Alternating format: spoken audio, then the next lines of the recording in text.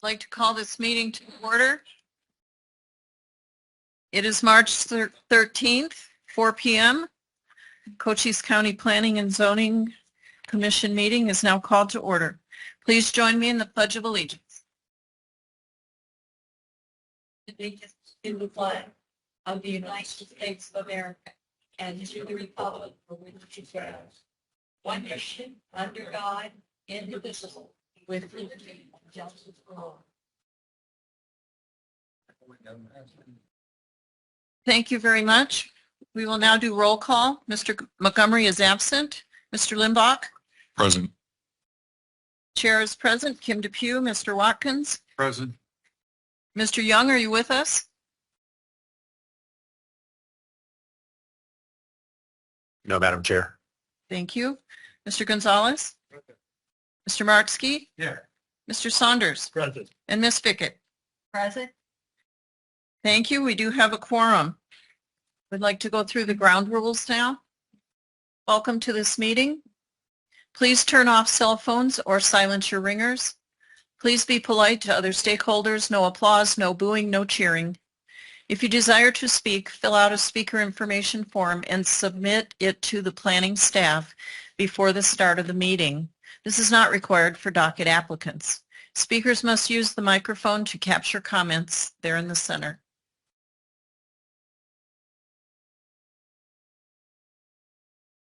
We observe the following time limits. Each speaker is limited to 5 minutes for the call to public, 10 minutes for applicant statement, 5 minutes for supporters or those opposed, and 5 minutes then for the applicant's rebuttal. Each elected county supervisor appoints 3 commissioners to staggered 4-year terms. Up to 3 commissioners are from cities. At least 6 commissioners are from unincorporated areas. A commissioner's service is pro bono. A quorum is 5 commissioners. A majority vote passes a motion. A tie vote fails. For special use permits, a tie vote triggers a rehearing at the next meeting. For special use dockets, they are approved by the commission. Appeals of special use decisions are considered by the Board of Supervisors. Appeal procedures can be found on the county website. For additional assistance, contact the case planner. For other docket decisions, then special use result in a recommendation forwarded by the commission to the Board of Supervisors. To voice an opinion regarding a recommendation, you may attend the Board of Supervisors meeting.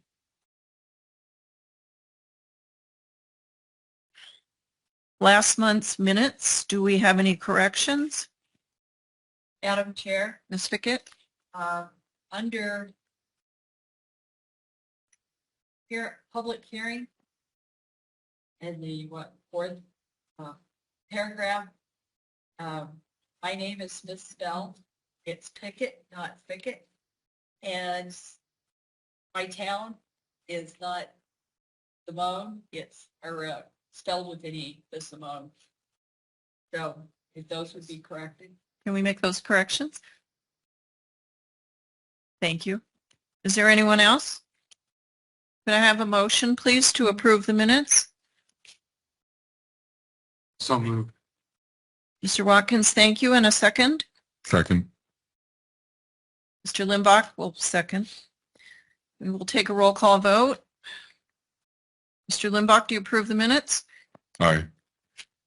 Chair approves. Mr. Watkins? Aye. Mr. Gonzalez? Same. Mr. Martsky? Aye. Mr. Saunders? Aye. And Ms. Fickett? Aye. Thank you. The minutes are hereby approved. This is the time for call to public. Pursuant to ARS Section 38-43101, Section H, this is an opportunity for the public to comment.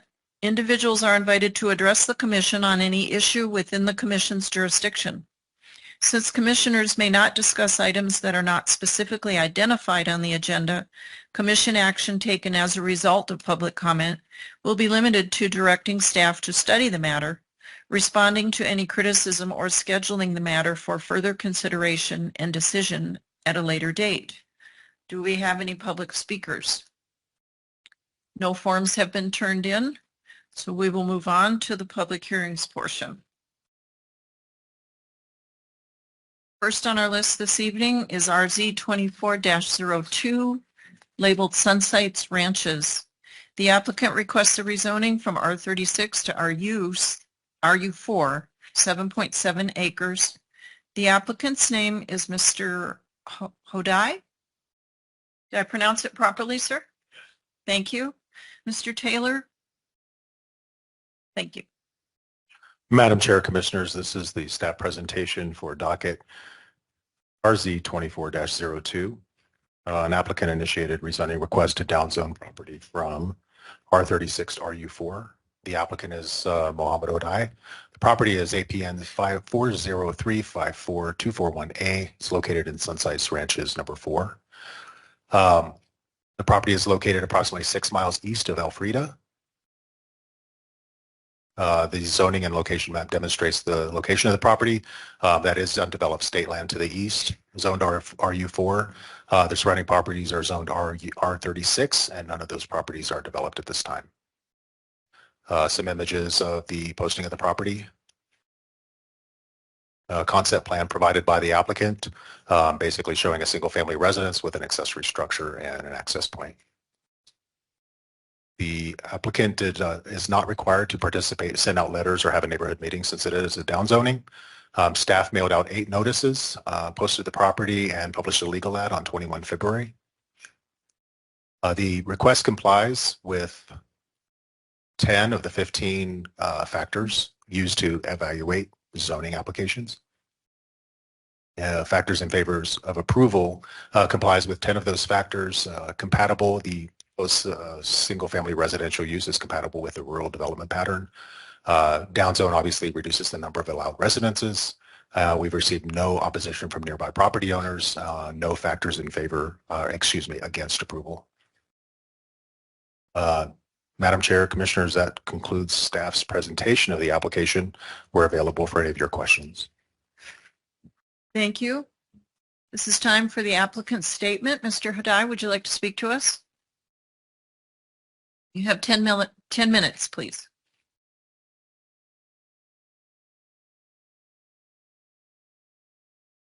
I don't really have anything to add other than what's in the presentation, but if you have any questions for me, I'd be happy to answer. We may at that, if you maybe want to stay up front, we may have some questions for you in a moment. Okay. Thank you. This is the time for public hearing. Is there anyone that would like to speak to this docket? Hearing none.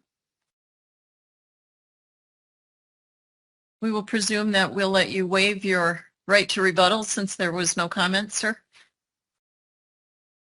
The public hearing is closed. Now is the time for commission discussion. Are there any questions of the applicant or staff?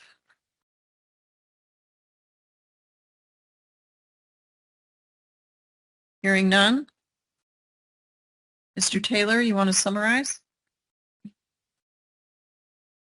Madam Chair and Commissioners, based on the factors in favor of approval, staff recommends forwarding docket RZ 24-02 to the Board of Supervisors with a recommendation of approval.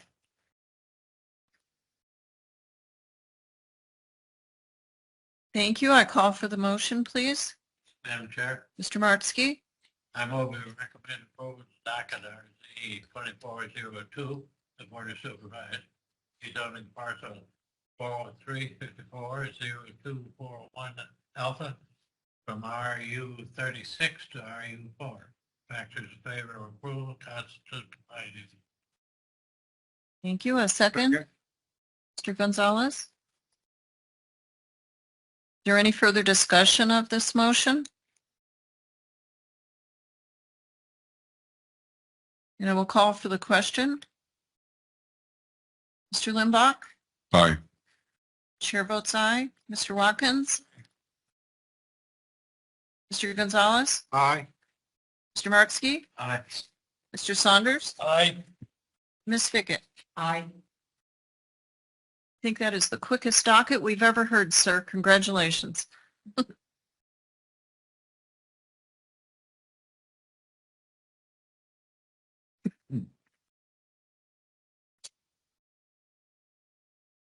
Moving on to item 2, RZ 24-03 Dove Song Lane. Applicants request a rezoning from R36 to GB. This is 2 acres. Is Mr. Clinton Gray present? Thank you, sir. Mr. Taylor, could we have your report? Madam Chair and Commissioners, this is the staff presentation for docket RZ 24-03. This is a applicant-initiated request to rezone property from RU4 to GB. The applicant is Clinton Gray. The property is located at 10501 Dove Song Lane. The project area under consideration is 2 acres out of APN 104-68005G. The property is located within the Southern San Pedro Valley Area Plan. The land use designation is for business high residential, and subsequently GB would be consistent with that designation. The existing use of the 2 acres are undeveloped. The proposed future use is for a veterinary clinic animal hospital. Property is located approximately 14 miles west of our location in Palominas. The map demonstrates that there's GB zoning to the north on the other side of Highway 92, as well as to the east at the site of Canyon General Convenience Store. The surrounding properties otherwise are RU4. Some images showing Dove Song Lane. The subject property would be near the center of that site. Some images taken of properties across the street, the new Dollar General is across the street, as well as a mini warehouse. Other uses in the vicinity include a volunteer fire station, automobile repair, and contractor services. The concept plan provided by the applicant shows phase 1 on the approximate east 1 acre for the clinic. The west 1 acre is yet to be determined as far as expansion of uses. We do have both the applicant as well as the future owner of the property, Dr. Parker, to answer any questions about future development of that site. Again, a rendering showing the location of the 18.5 acre parcel. The image on the left is the entirety of the parcel. The image on the right, again, showing the red dashed area, which demonstrates that 2 acres. The applicant did mail notices to property owners within 600 feet on January 26th as required. No opposition was received by the applicant. Staff did complete the public notification process on February 20 and 21st, mailing notices, posting the property, and publishing a legal ad. 15 notices were mailed by staff. As the Commission's aware, there are 15 factors used to evaluate rezoning applications. Of the 15, 14 are applicable in this case, and all 14 would comply. Factors in favor of approval complies with 14 applicable factors. GB zoning is consistent with the Southern San Pedro Valley Area Plan land use designation and is established in the area. The proposed use is generally consistent with the existing development pattern along Highway 92. Factors against, none have been identified. Madam Chair, that completes staff's presentation for docket RZ-03. Would like to state on the record, staff did receive 3 responses, written responses to our notification, one of which was concerns that the proposed future use could be a pig farm, which is not going to happen in this particular case. That property is located 450 feet north on the other side of Highway 92. We also received one from adjacent property owner that owns properties to the west and to the south. They were supportive of the application. And lastly, an additional response was also supportive of the application. And these folks live approximately 900 feet from where the future veterinary clinic would be. Thank you, Madam Chair. Thank you. It's time for the applicant statement.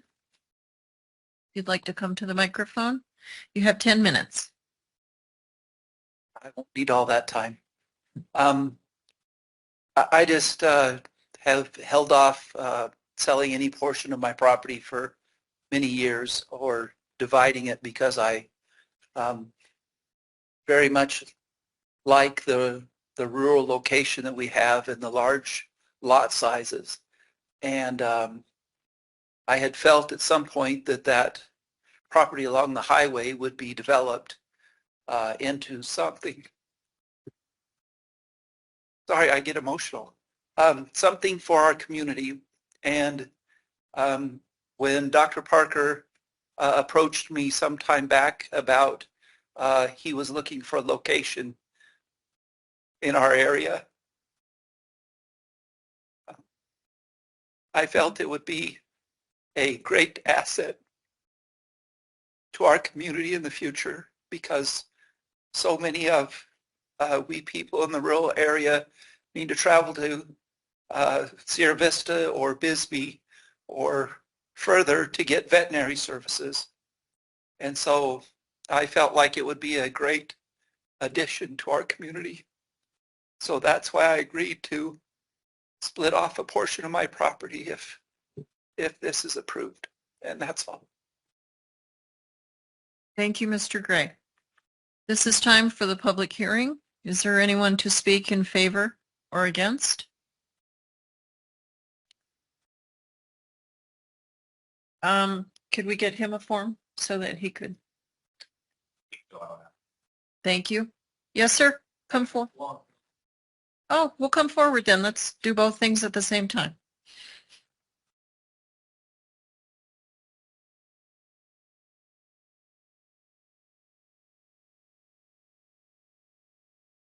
State your name and your address, sir. Joe Celso. I live at 10522 South Dovestone Lane, adjoining Mr. Gray's property. And I was on the committee that developed the plan in that area way back when. And that was one of the things that we talked about was commercial rezoning, and everything from the highway, from the river to the Bible College. We agreed, the committee agreed that that would be appropriate for commercial rezoning. And I can say that a veterinary clinic in that area is absolutely beneficial to just about everybody out there, because we have to travel distances to get things taken care of, especially those with large animals. And he's a large animal vet as well as a small animal vet. So it's a very appropriate rezoning for that particular area for that kind of business. Thank you. Thank you, sir. This would be the time for an applicant's rebuttal statement. Do you have anything additional, Mr. Gray? No. Thank you. The public portion is now closed. It is time for commission discussion. Do we have any questions from the commission for applicant or staff? No one? Mr. Taylor, a short summary? Madam Chair and Commissioners, based on the factors in favor of approval, staff recommends forwarding docket RZ 24-03 to the Board of Supervisors with a recommendation of approval. There are no special conditions recommended by staff. Thank you. I call for the motion, please. Chair, Madam Chair, Mr. Marksky? I move to recommend approval of docket RC 2403 to the Board of Supervisors, rezoning 2 acres out of parcel 104-68 005 Gulf from RU4 to GB. Factors in favor of approval constitute the findings of fact. Thank you. A second? Second. Mr. Gonzalez? Is there any further discussion of this motion? Any comments? I'd like to say that this does seem like a perfect fit, Mr. Gray.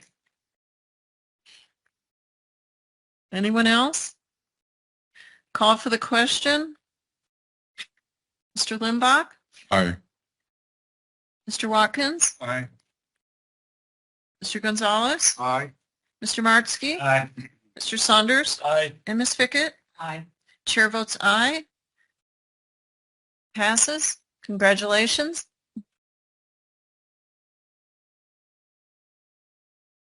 I should note that this item will be forwarded to the Board of Supervisors with a recommendation of approval. Any person not agreeing with this action should attend the Board of Supervisors meeting dealing with this docket. Thank you very much.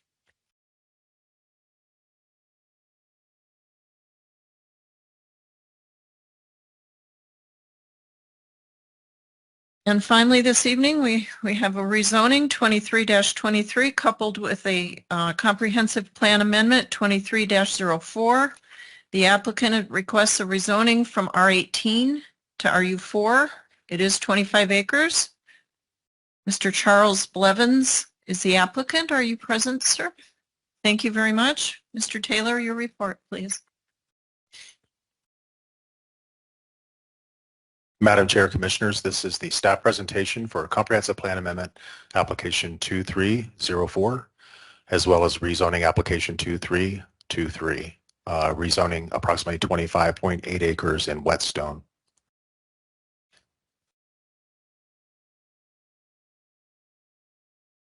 The applicant is Charles Blevins. The property is located at the northwest corner of Camino de Mesa and Sheila Street in Whetstone. APNs are 106180009C and 009D. The plan amendment request is to change the land use designation from developing to rural residential and the growth area category from category B to category D. The zoning amendment itself is to rezone the property from R8, which is residential district with one dwelling per 18,000 square feet, to rural district, one dwelling per 4 acres. The property is undeveloped at this time. The proposal is to subdivide the property into 5 lots with 1 single-family residence per lot. Again, the property is located in Whetstone at the approximate northwest corner of Highway 90 and Highway 82.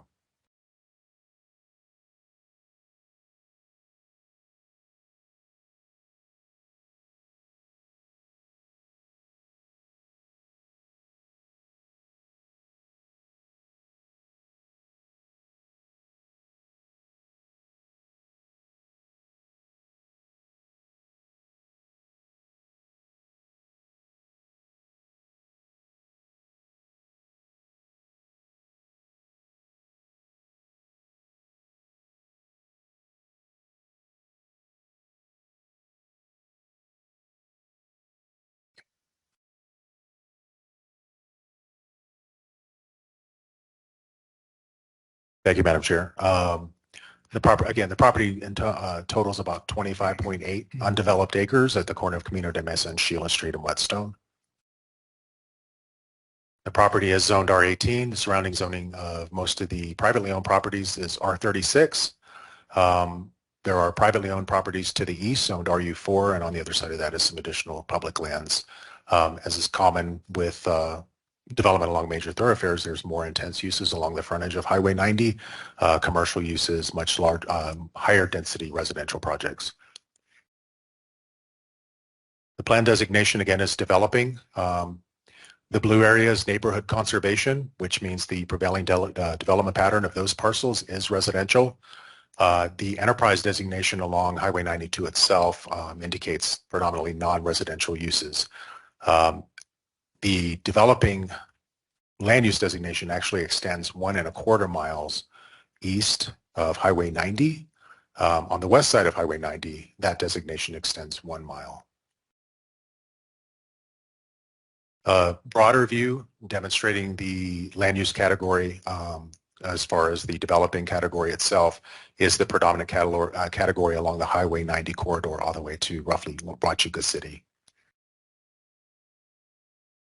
The growth area is growth area B, and again, that designation does extend 1.25 miles from the east side of Highway 90 and 1 mile along the west side, from the west side of Highway 90. The broader view on the next slide, again, demonstrates that the prevailing land use designation for this area extending all the way south towards Huachuca City is developing. Some images of the property at posting showing it's undeveloped and predominantly in a rural area. Camino de Mesa is a county maintained collector. As you can see, it is unimproved otherwise.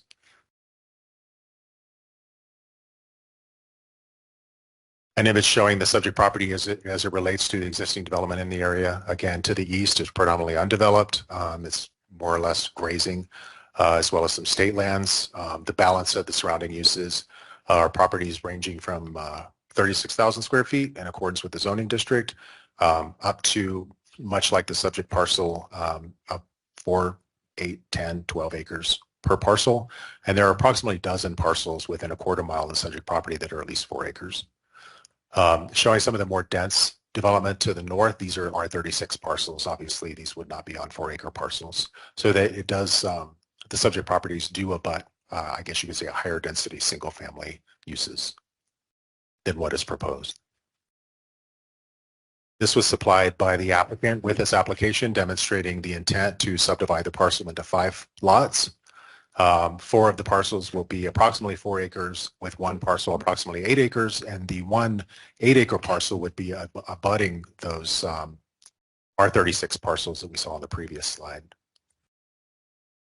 The applicant has since acquired the property and has filed a minor land division application with the county, memorializing and basically making it official that what was conceptual at the time of the applications for the comprehensive plan and zoning cases has actually occurred. So this has been recorded by the recorder's office. The next step is it will be transferred to the assessor's office, who will then execute the split of these parcels and assign new parcel numbers. So on a plan amendment side, we wanted to talk very quickly. I don't want to read the slides, but the current land use designation is developing, which is predominantly non-rural growth. We would expect to see a mix of uses, residential and non-residential, potentially agriculture, but typically we would expect to see predominantly residential or mixed use type of development pattern, particularly in proximity to a highway. These areas are considered areas in transition, and the comprehensive plan identifies these areas as should be periodically reevaluated to see if, as originally designated in the plan, if that's actually occurred. The rural residential, on the other hand, is an appropriate pattern for lots of 2 acres or larger. Again, predominantly residential, virtually no non-residential uses, and for the residential uses, they would be locally oriented for the residents of that immediate area, not for like a regional draw or anything like that. It would be strictly local. The growth area categories themselves, category B would be something that we would expect to see near an urbanized or urbanizing area. It does have a distinctive community identity, much like Whetstone does. There is infrastructure. There is a water company in Whetstone as well as fire services, so there is some degree of infrastructure there. Typically, residential lots would be considered as 1 acres or less with improved streets. So in this section of, as we get more than a half a mile from Highway 90, we start to see that we really don't have the improved streets there. There are very few. I think Camino de Tundra is one of the few improved streets all the way. The residential lots, predominantly of 1 acre, is characteristic of Category B as you get approximately 1 mile from Highway 90. The alternate is Category D, which is the most of the county, which is highly undeveloped, very, very low density, predominantly agricultural uses, very few services, much like we saw in the first docket item this evening. Unimproved roads, low density, rural development predominantly. So that would be what these two categories. Category B would be something that we would expect to see mixed use, much like the developing. The standards of development are higher. There are more site development standards associated with development in those 2 categories versus a more rural residential classification. There are 6 plan amendment criteria identified in the comprehensive plan. The application complies with 2 of those criteria. It does not comply with 2 of the criteria, and 2 of the criteria are not applicable. And just very quickly, the pattern of growth no longer reflects the type of growth expected under current designation. And this part of the area off of Highway 90, that would comply because it is predominantly a residential zoning pattern or residential land use pattern at this time. Substantial changes have made development that conforms with existing designation undesirable. That's not really applicable because there haven't really been any substantial changes. Extension of facilities and services have changed the type of development appropriate to the area. Again, in this particular area where the subject properties are, that's really not applicable either because most of the remaining infill projects in that area have been overwhelmingly residential. Developing designations should be changed if a distinguishable development pattern has emerged. The distinguishable development pattern in this area is residential. New designations should provide a harmonious transition between existing designations. And this one would not comply because developing to rural, basically we would be dropping a rural residential block on 25 acres really doesn't facilitate a harmonious transition. It'd be something along the lines of seeing maybe a low density residential to a high density residential with commercial in the middle. It really wouldn't make sense, at least not on paper. And the same would hold true as far as the growth area categories. So as far as the plan amendment, the factors in favor, the growth pattern does not reflect developing land use designation. Again, it's predominantly a rural residential development pattern in place once you get more than a mile, certainly a quarter mile, but certainly more than a half a mile east of Highway 90. The developing designation should be changed if distinguishable development pattern has emerged. And in this case, the distinguishable development pattern is in fact residential and not mixed use. Factors against. So the comprehensive plan doesn't say substantial opposition, it says substantial support. In order to justify a plan amendment, typically we would be looking for a lot of folks within an area to kind of feel the same, that they would think that, yeah, we really need to make a change because some of the uses are maybe intrusive, they may be incompatible uses based on an inappropriate land use designation, but that's not the case. And again, one of the other factors in favor would be amendments to rural residential and the growth area D would somewhat disrupt the existing land use designation patterns and not create a transition, harmonious transition between existing designations. Moving on to the rezoning. In this particular case, there are 5 conditions or factors that are not applicable to the application. One does not comply, and that would, without not really a surprise, would be consistent with existing planning policies, which is why there's a concurrent comprehensive plan amendment filed with the rezoning application. 9 of the factors do comply. So to summarize, rezoning factors in favor would be complies with 9 of the rezoning factors identified in the zoning regulations. And we bring many downzones to the commission, and typically a reduction in allowable residential density is typically encouraged. Factors against the rezoning would be staff has received opposition from nearby property owners to the applications.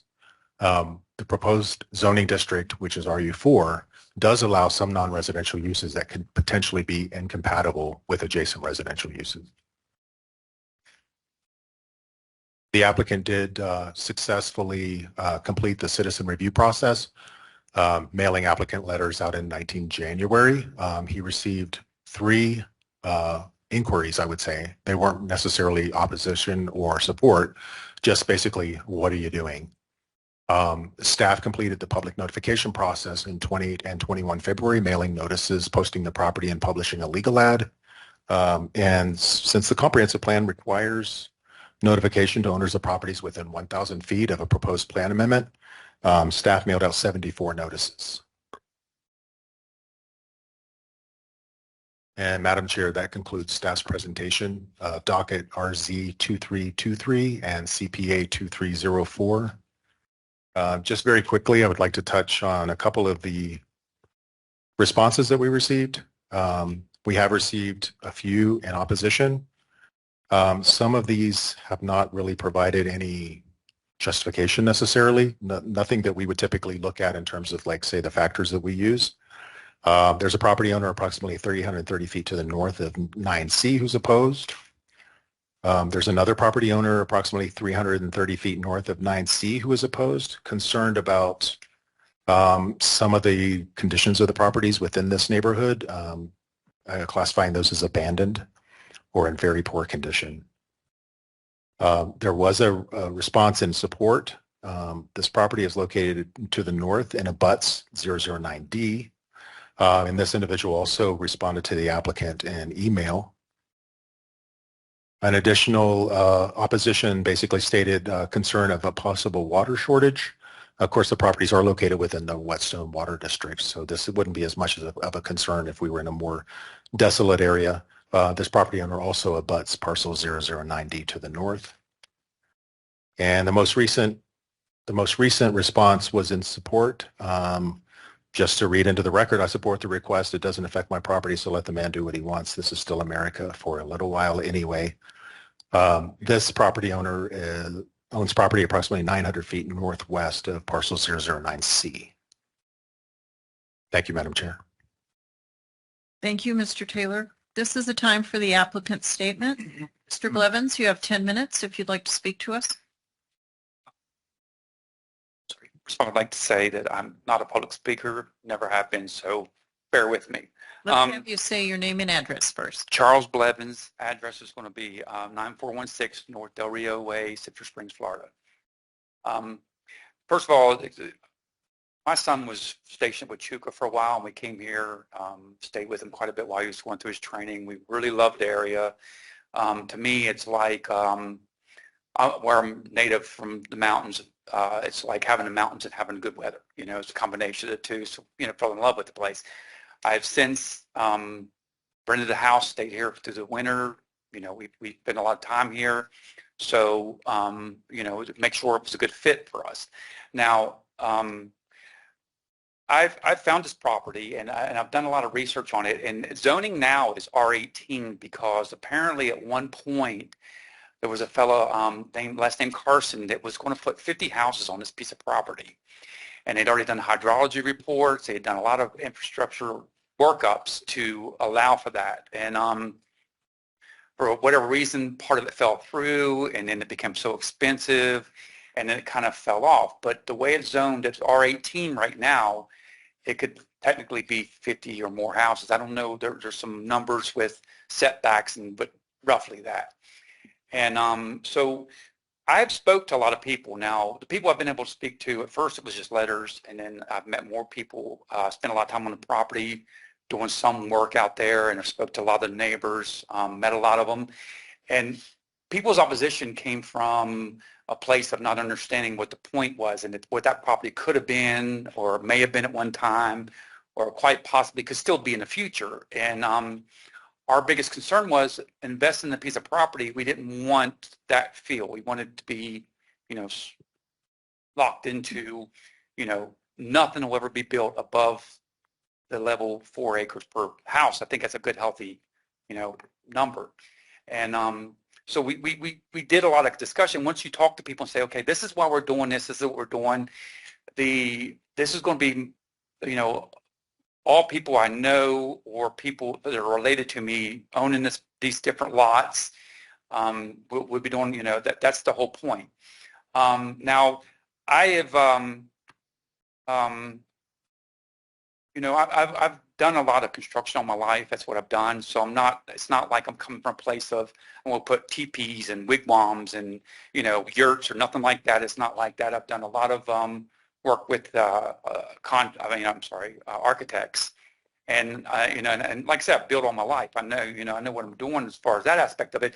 And one of the things that's happened in my life is I ended up with cancer, my kidneys, and come to find out how much everything affects you on a personal level as far as, you know, things we take in, the things you live in, everything. So the point of part of this is also for us to be able to build things that are more natural, more, and still look nice. You know, it's like a perfect balance. We should be using a lot more of our environment to build what we want, you know, and be a lot more, you know, low imprint and all that kind of thing. And people they've responded really well. Everybody I've talked to, once you have a conversation with that person, they're like, oh, wow, that's great. You know, and oh, I didn't realize we could do this, or I didn't realize that could have been, or that'd be disastrous if we put 50 houses there, which honestly it would, you know. So, but anyway, that gives you the long-term idea of what we're looking towards. And it's not to go in there and, you know, divide it up and do a bunch of weird things or nothing like that. I've been very much, you know, in favor of, you know, making it nice and doing what we need to. We've had a lot of discussions with the all the different entities, water company and all that. And matter of fact, we just finished a really nice culvert that the county needed for the entryways and such as that. And the road structure is already forming now. So we're doing it right, but it's still going to be, the point is to make it really, you know, almost like a, you know, a neighborhood that you like to be in. That's the point of this whole thing, you know. Now, I know that, and one other thing I want to give you the information, that R18 is on it now was pending a plat, which they had started, but they never completed. So I don't know how that stands, but it doesn't really fit now, honestly, because it was pending and it never went that way. So I don't know if that helps anything in the decision. And the other thing is, everything to the east, the east of that, it's 900 acres of farm. It's grazing land. And then beyond that's all BLM area.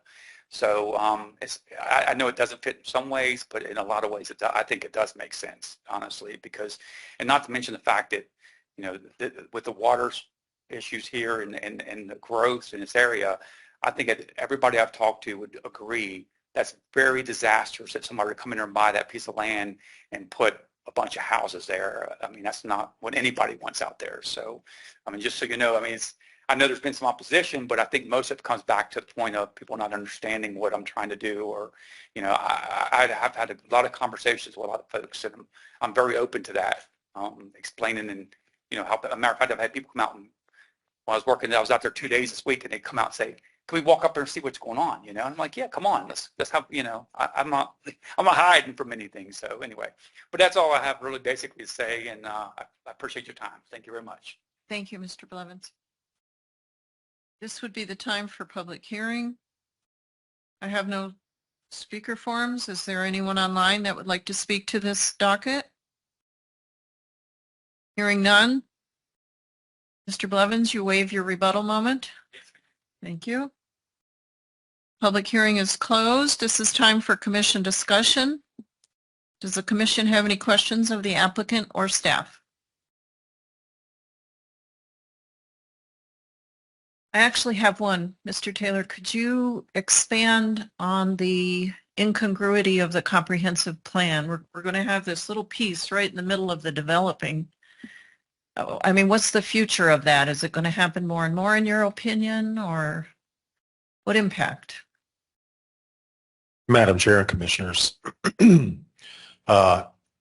would typically look at that, and some of the earlier conversations with the applicant discussed kind of a similar scenario to what we would see with, say, spot zoning, where you have a zoning district that would not be compatible with the surrounding zoning districts.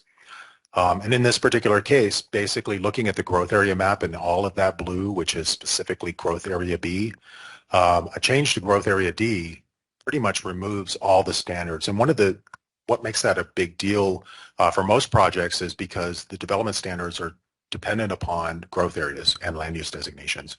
There are very little site development standards with regards to screening, landscaping, improved surfaces, those types of things in growth area D. Now, if we were talking about a commercial project, that would be a big deal because we wouldn't want to see that. But since we're talking about a residential development, those site development standards wouldn't apply anyway. And I think the point that in some of the early conversations with the applicant and kind of alluded to earlier is when we basically removed the blue off of that 25.8 acres, the question is going to be what happened here? That doesn't match. It doesn't fit. We mentioned in the staff report that part of the remedy for that, again, because it is in growth area B and it is a developing area in terms of the designation itself, is it's prime for reevaluation during the comprehensive plan update. The current plan was adopted in 2015 and the state has a 10-year cycle for amendments. So we will be updating and finalizing a comprehensive plan update in 2025. This area here, particularly once you get about a half a mile east of Highway 90, what would fit better? Growth area D may fit better. Also, rural residential may fit better. I think that according to the conversations with the applicant and his conversations with his future neighbors, a lot of folks out there really appreciate the fact that it's generally rural. Especially the further you get away from the major highway, it's predominantly rural, and they would prefer to see it stay that way. Under the current land use designation, it would be consistent to go to some non-residential zoning districts, which could lead to some real incompatibilities. So I said all of that to say, on paper, it doesn't make a lot of sense, but when you look at the prevailing development pattern that's occurred over the past several decades, particularly those large tracts of agricultural land to the east, in light of the fact that we will be reevaluating this area as part of the comprehensive plan, maybe we can make it make sense. Okay, that's reassuring. Thank you very much. The other item I wanted to make the commission aware of is that when we change from R to RU, and Mr. Taylor's alluded to this, but I wanted to get a little specific.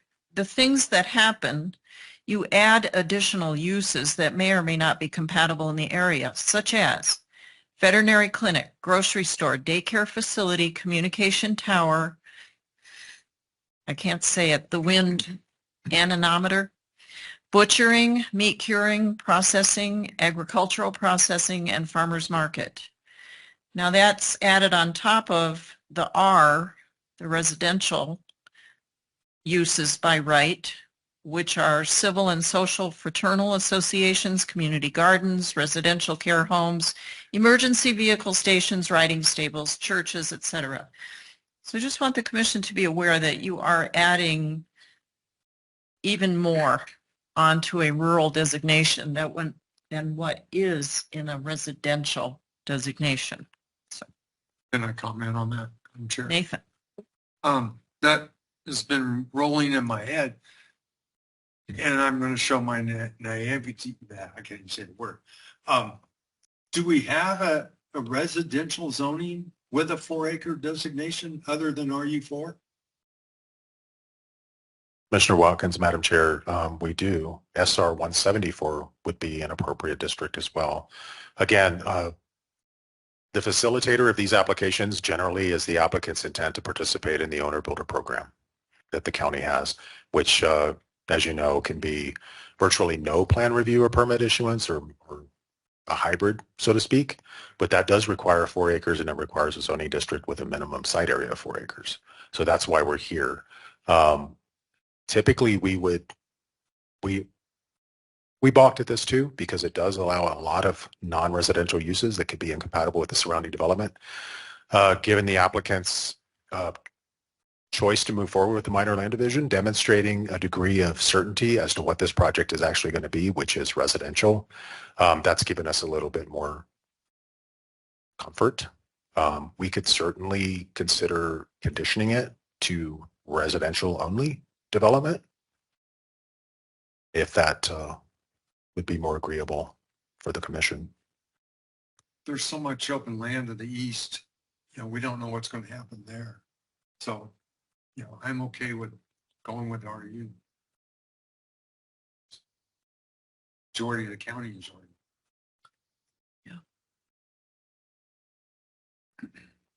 I've often had the same question about why we don't use that SR 174 more frequently, and I understand it's because of the opt-out. So that's the reality of where we are. So each of us has to make our voting decision with these facts. Is there any other questions from the commission? Madam Chair, just one last thing. Once you get about a quarter mile north of the subject properties, the zoning district does change from R36 to RU4. So there's a considerable number of parcels within this area that are zoned RU already. Most of them do have existing residences, however, and it's unlikely that they would all be acquired and basically scraped clean and redeveloped for a non-residential use, but they are out there. You noticed it was at the northeasterly portion. Will you make a note that maybe we need to put the eastern half of that area in blue into a rural, category D? That's what I'm searching for. We need to change that next year to category D. So. Is there a summary, Mr. Taylor?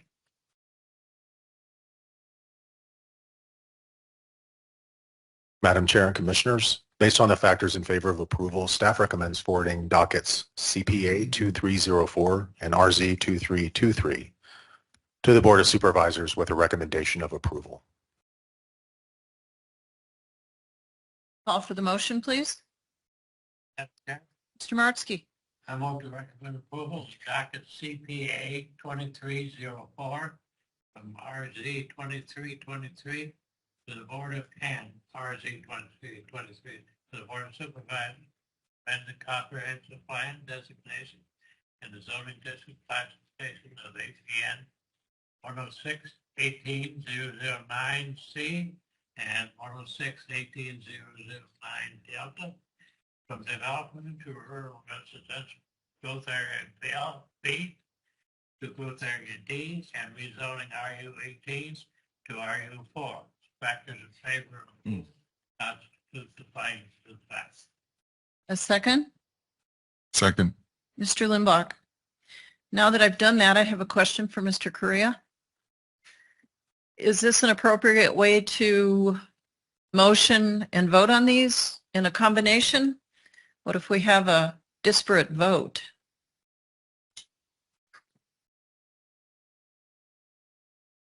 So, okay, very good. Mr. Limbach, you seconded, correct? Correct. Is there any further discussion?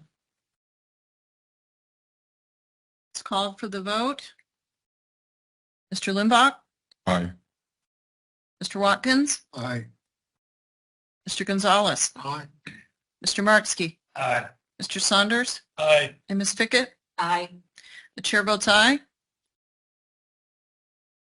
That means both items are approved. Congratulations, Mr. Blevins. This item will be forwarded to the Board of Supervisors with a recommendation of approval. Any person not agreeing with this action should attend the Board of Supervisors meeting dealing with this docket. Thank you.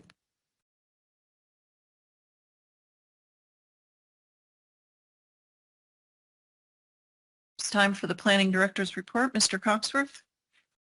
Thank you, Madam Chair, members of the Commission. Yesterday, the Board of Supervisors approved the zoning reg amendment to allow for agritourism. That passed unanimously. Next month, let's see here, in April, we've got 3 more dockets. We have 2 down zonings, and then, nope, I'm sorry. That's the items up today that are going to the Board of Supervisors. We have a down zoning, a special use for another antenna, and then we have a master development plan for Camp Riff, which is the old Naco golf course. So that applicant is coming back again with another plan for your review and decision. And that's all I have. Thank you.